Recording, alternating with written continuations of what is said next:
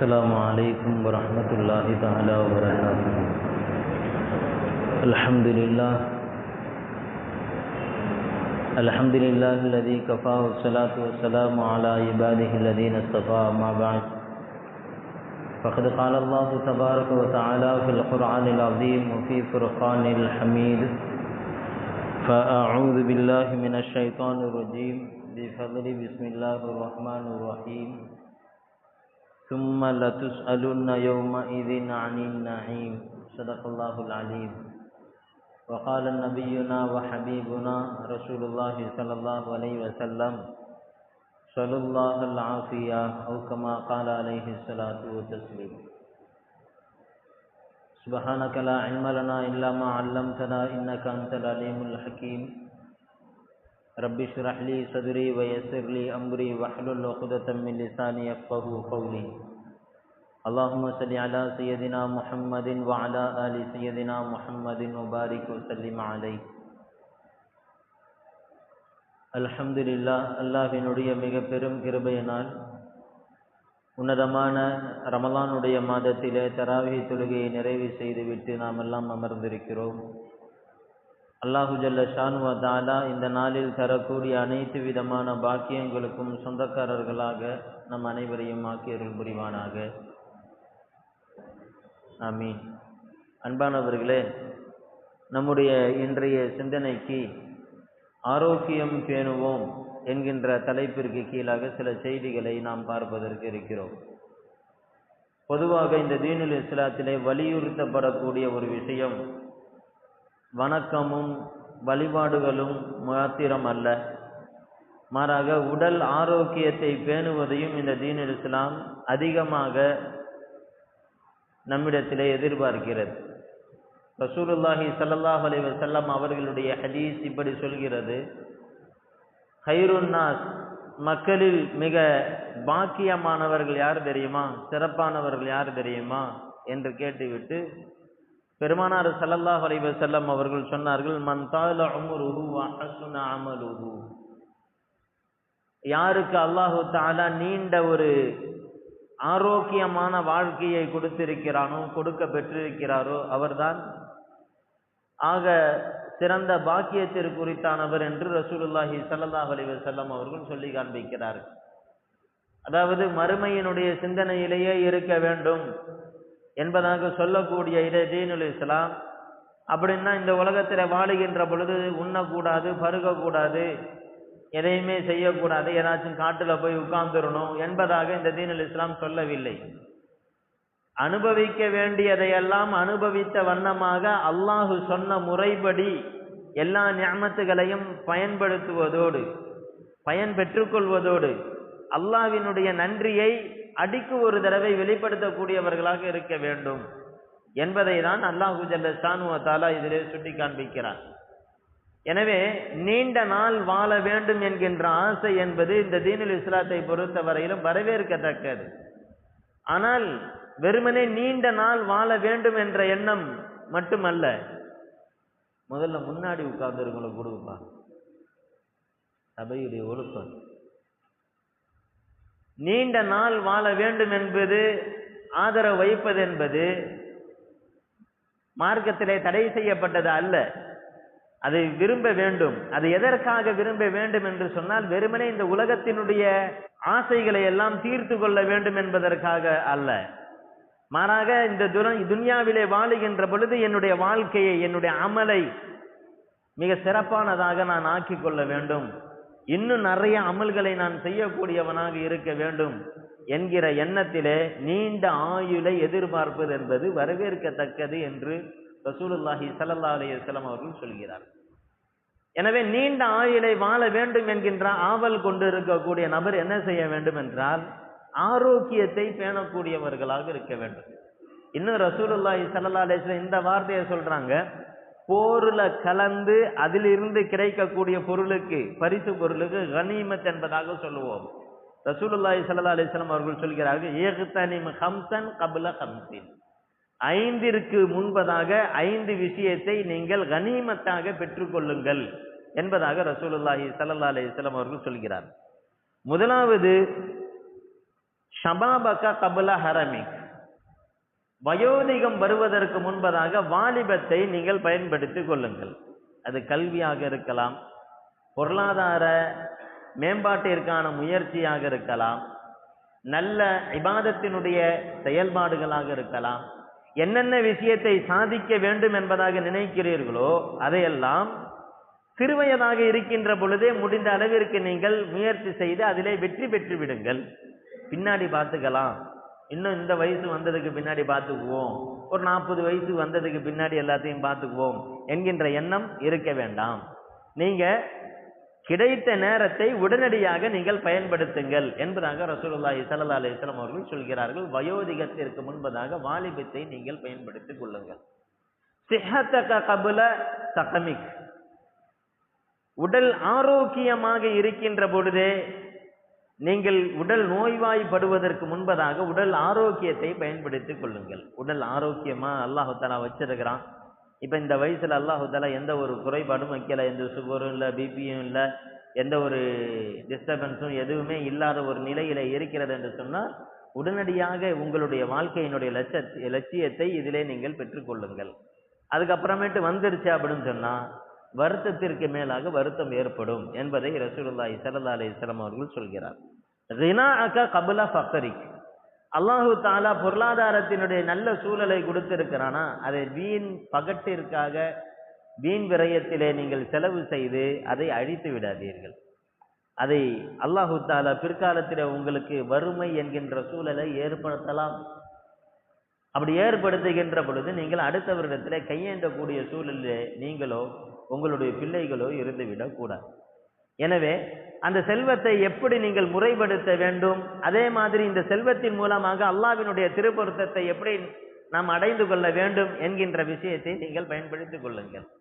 இதை பயன்படுத்தாம விட்டுட்டு அதை வீண் விரயத்திலே கழிச்சதுக்கு பிறகு அல்லாஹு தஆலா வறுமை என்பதை கொடுத்ததற்கு பிறகு நாம வருத்தப்பட்டு எதுவும் ஆக போவது இல்லை என்பதை ரசூலுல்லாஹி ஸல்லல்லாஹு அலைஹி வஸல்லம் அவங்க சொல்றாங்க.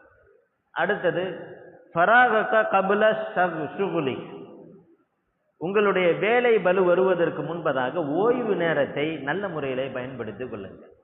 ஓய்வு நேரம் கிடைச்சிச்சுன்னா அது ஓய்வாக நீங்கள் முதலில் எடுத்துக்கொள்ளுங்கள். ரசூலுல்லாஹி ஸல்லல்லாஹு அலைஹி வஸல்லம் சொல்றாங்க.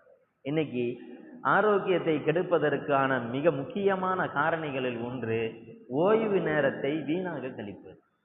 ஓய்வு நேரம் கிடைச்சிருச்சுன்னா அந்த ஓய்வு நேரத்தை முறையான முறையில தூக்கத்தின் மூலமாக ஒரு பகுதியை கழித்து விட்டு அதற்கு அடுத்ததாக நம்முடைய தேவைகள் என்னென்ன இருக்கு அந்த தேவைகளை முறையான முறையிலே தர்த்தீப் செய்து கொள்வது.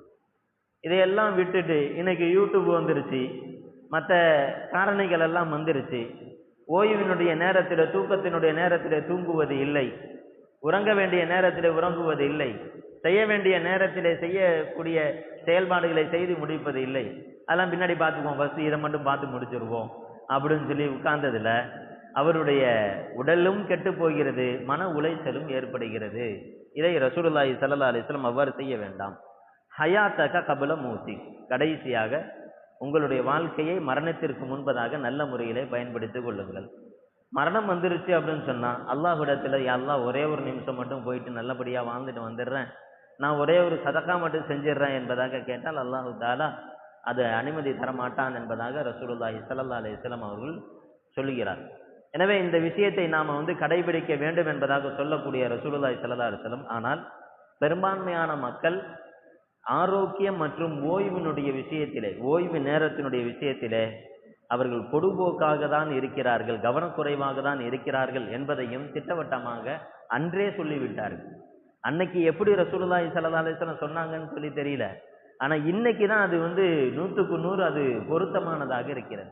இன்னும் சொன்னாங்க ரசூலுல்லாஹி ஸல்லல்லாஹு அலைஹி வஸல்லம், இது நிஅமத்திலேயே அலீமத்தான், மிகப்பெரிய நிஅமத்து என்பதாக ரசூலுல்லாஹி ஸல்லல்லாஹு அலைஹி வஸல்லம் அவர்கள் சொல்கிறார்.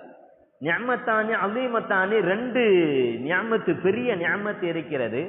அந்த நிஅமத்தினுடைய விஷயத்திலே மக்பூனுன் ஃபீஹிமா கஸீரும் மினன் நாஸ், மக்களில் அதிகமானவர்கள் அலட்சிய போக்கிலே இருந்து கொண்டிருக்கிறார்கள் என்பதாக சொல்லிவிட்டு ரசூலுல்லாஹி ஸல்லல்லாஹு அலைஹி வஸல்லம் தெளிவாக சொன்னார்கள், அஸ்ஸிஹத்து, ஆரோக்கியம், ஆரோக்கியம், வல் ஃபராக், இரண்டாவது ஓய்வு நேரம்.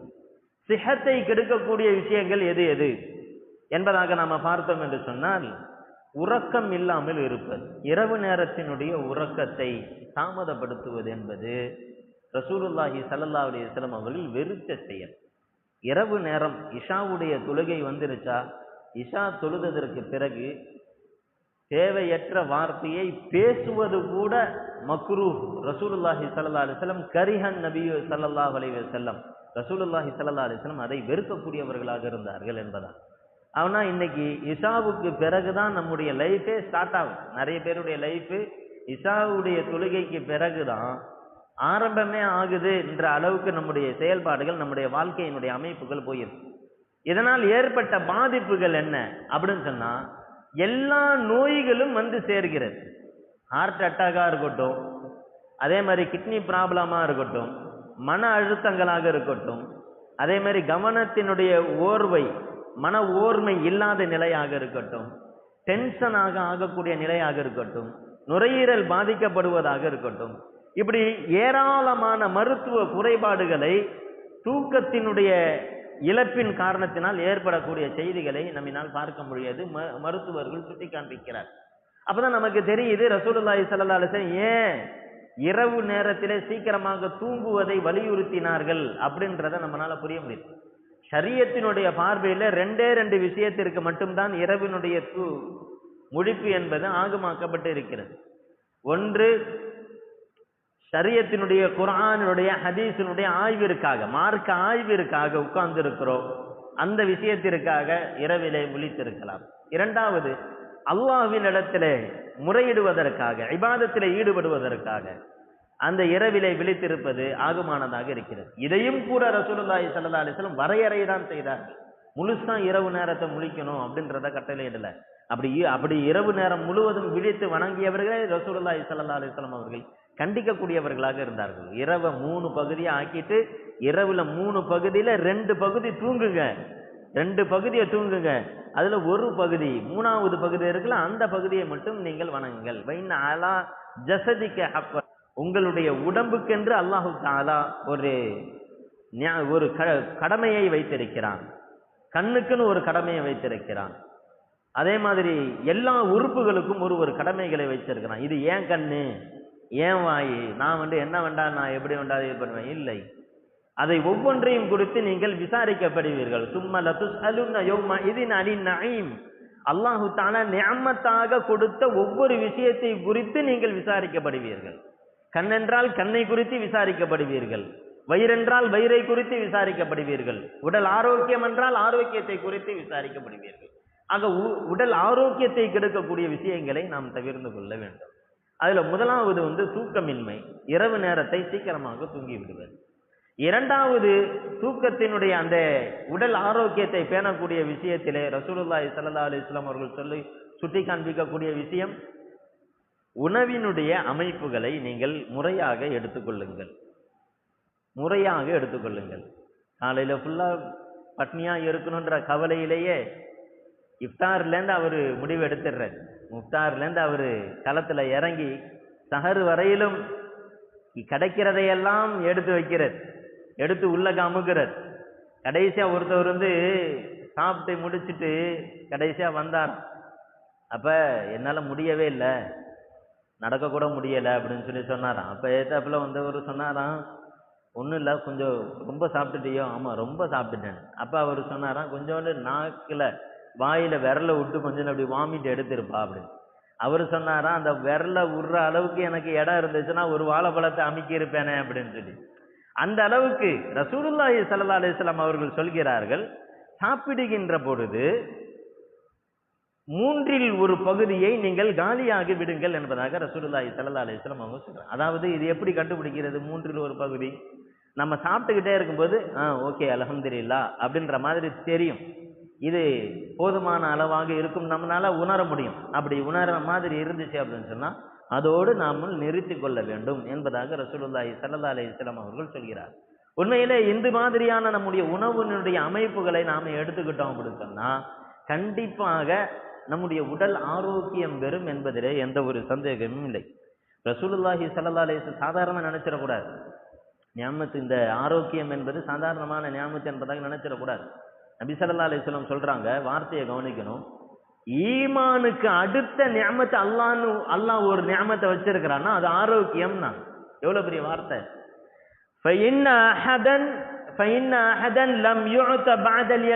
ஈமானுக்கு பிறகு எந்த நியமத்தையும் கொடுக்கப்படவில்லை. கைரம் மினல் ஆஃபியா, ஆரோக்கியத்தை விட மிக சிறந்த நியமத்தாக அல்லாஹ் வேற யாருக்கும் எந்த நியமத்தையும் கொடுக்கவில்லை என்பதாக ரசூலுல்லாஹி ஸல்லல்லாஹு அலைஹி வஸல்லம் அவர்கள் சொல்கிறார்.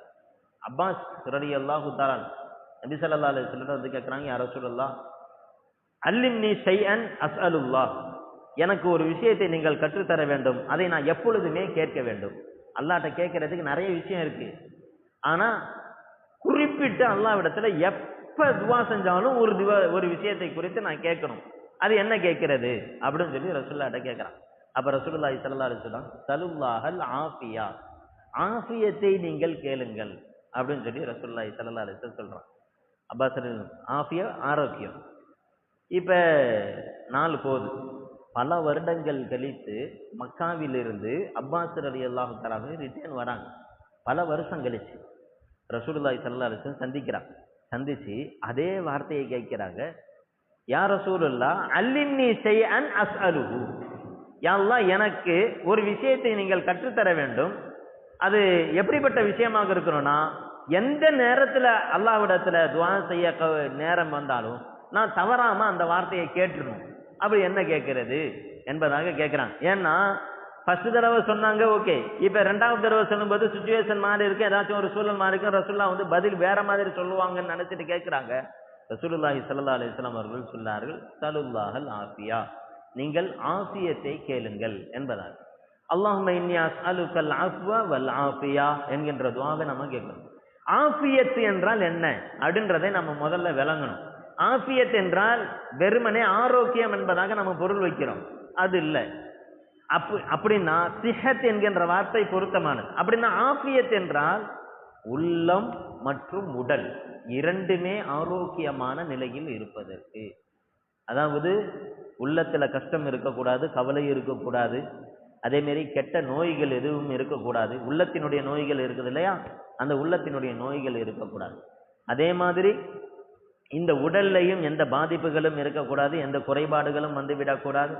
அதே மாதிரி இந்த உடலின் மூலமாக எந்த பாவங்களும் ஏற்பட்டு விடக்கூடாது. இவ்வளவு விஷயத்தையும் சேர்த்து ஒரு வார்த்தை தான் ஆஃபியத் என்பதா.